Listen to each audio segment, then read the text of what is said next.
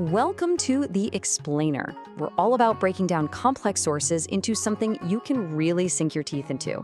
And today, we are diving into an absolute masterpiece of philosophy from the heart of the Islamic tradition. I want to start with a question for you. Can words, just words, actually be so powerful that they become deadly? It sounds like something out of a fantasy novel, right?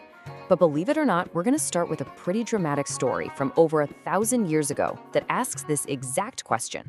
So here's the scene. There's this man, his name is Haman. The source material says he had a soul just burning with spiritual fire. He asks Imam Ali to describe the qualities of a truly pious person. And as Ali begins to speak, the words are so powerful, so beautiful, so overwhelming. Haman is just completely overcome.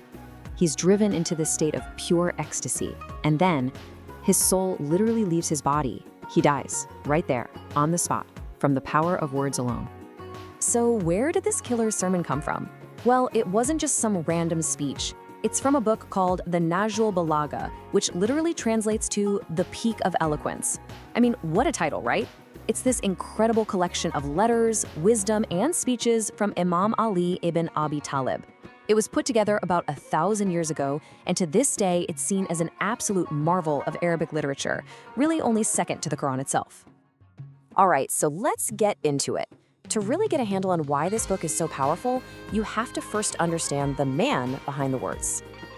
The sources describe Ali as a man of just staggering contradictions. I mean, it's almost hard to believe. On one hand, you have one of the most fearsome warriors in history, a brilliant general who was known to smile on the battlefield.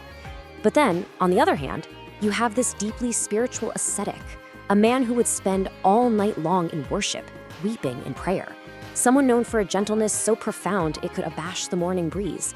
How can one person be both of those things? And that's the whole point. This incredible combination of opposites is exactly what a poet, Safi al-Din al-Hili, pointed out centuries ago. He said Ali had no rivals because of this. See, it wasn't about being either the warrior or the mystic. It was the fusion, the blending of all these traits that made him such a unique figure. And his intellectual horsepower? It was off the charts.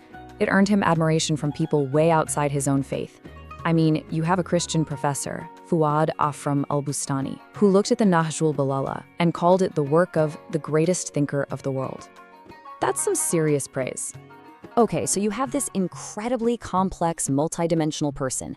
What kind of vision for society does that produce? Well, as you'd expect, it's equally profound and multi-layered. And it all starts with a pretty radical idea of justice. Now, you've got to remember, at this time, rulers were basically absolute masters. They owned everything, including the people. Ali just completely flips that on its head. He says, no, this isn't a one-way street of power. He saw it as a contract, a relationship of mutual rights and responsibilities.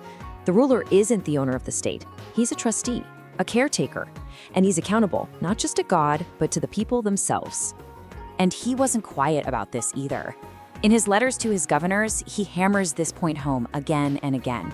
He tells them, you are public servants. You're the treasurers of the people, the representatives of the community. He's basically saying, this power you have, it's not yours. It's a trust, a loan, and you are obligated to give it back to its rightful owners, the people. And what's really fascinating is how he ranked justice. He actually put justice above generosity. Now, think about that. Generosity is a huge virtue, right? But he argued that justice is superior. Why? Because generosity is a specific act. It helps one person here, another there. But justice? Justice is a universal safeguard. It puts the entire society in its proper order.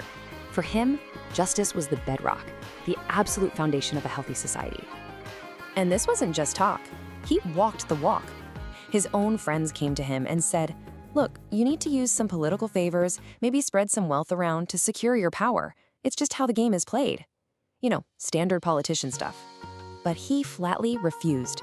He said he would never, ever seek support through injustice, even if it cost him everything. For Ali, this principle was completely non-negotiable. So this incredible commitment to principle wasn't just for politics. It also deeply shaped his view of our inner lives. So let's pivot now and explore that, the path of the self. This is where that mystic side of his personality really comes out to shine. The Nahjul Balagha really champions this concept called zuhd. Now, when you hear asceticism, you might think of a hermit living in a cave, right? Escaping the world. But zuhd is the complete opposite. It's a kind of spiritual detachment that actually lets you engage more deeply and freely with society. It's all rooted in sympathy for other people and this powerful desire for inner freedom. And that's the key difference when you compare it to, say, monasticism. A monk often leaves society behind, thinking of it as impure. But the zuhd, the person who practices zuhd, stays right in the middle of it all. They take on social duties because their whole goal is to help ease the suffering of others. So you see, it's an asceticism of action, not an asceticism of escape. Okay, so what's the end game here? Why practice this detachment? Well, in a single word, freedom. There's a great line that says, "Greed is everlasting slavery." And that's the idea. When you minimize your material wants, you're literally breaking the chains that tie you down.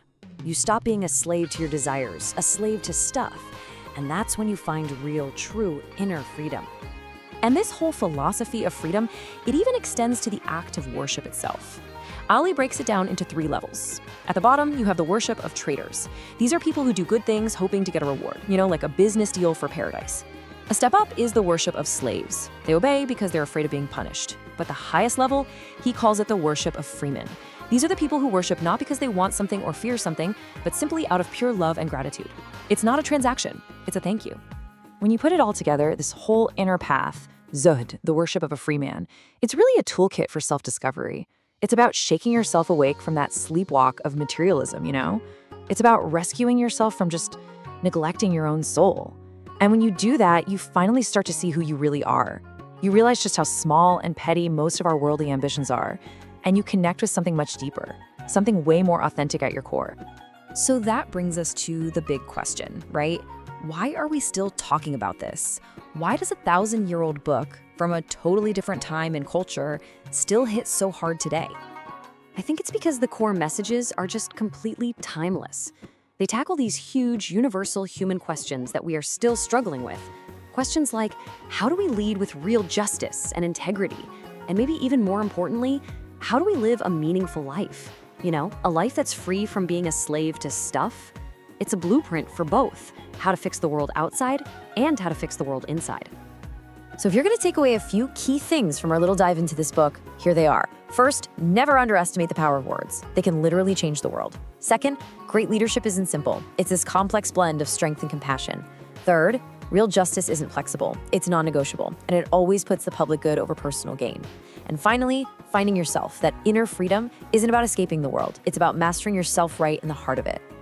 Let's just end with one last thought from Imam Ali, and it's a real gut punch. He says, "I wonder at the man who searches for his lost things but doesn't care to recover his lost self." Think about that. We have a total meltdown when we lose our keys or a phone, but how much time and energy do we put into searching for our own lost, authentic self? It's a question that really forces you to take a hard look at what you truly value and what's actually worth searching for. Thank you for joining this exploration of the Nahjul Balagha.